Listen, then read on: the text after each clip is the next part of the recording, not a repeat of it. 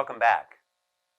A reading from Mark chapter 11, later in the chapter from yesterday's reading.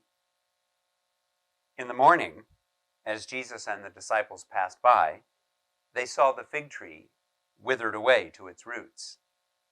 Then Peter remembered and said to him, "Rabbi, look, the fig tree that you cursed has withered." Jesus answered them, "Have faith in God.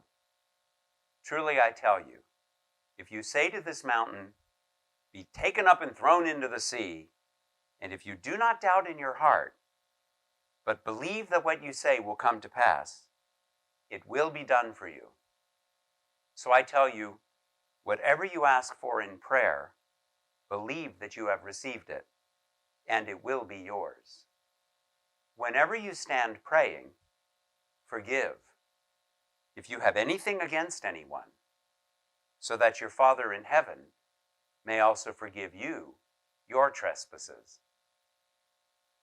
Well, this is the rest of the story that we started yesterday. On Monday, the day after Jesus' triumphal entry, he saw a fig tree without fruit, and he cursed it. At the end of the day, he and his companions went back out to Bethany for the night, and on their way back into the city the next morning, they saw the same tree.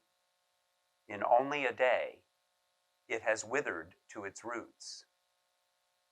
Now, Jesus used this as an opportunity to teach something about prayer. It reminds me of a story I heard many years ago when I was in Puerto Rico. I was helping at a church camp, and the pastor I was working with told a story about an orange tree there.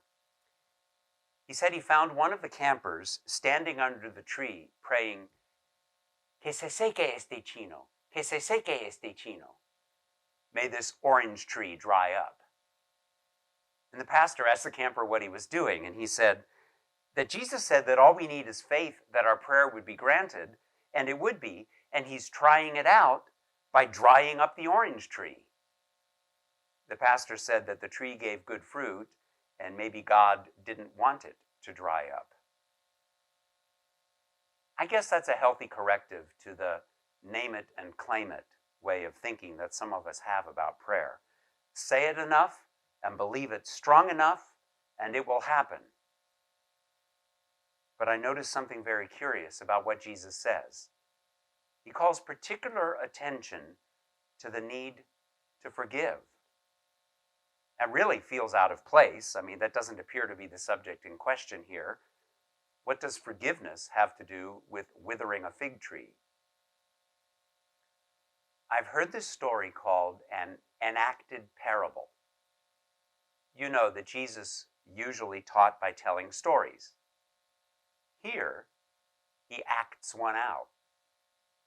The story of the withered fig tree apparently suggests that if you really want God to hear your prayer to be forgiven, then you have to forgive.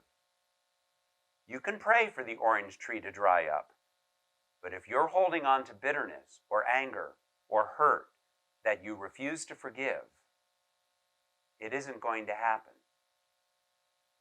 Forgive, so you may be forgiven. That's one of the hardest things in Christian faith to live, the road to forgiveness. And we're walking that road this week.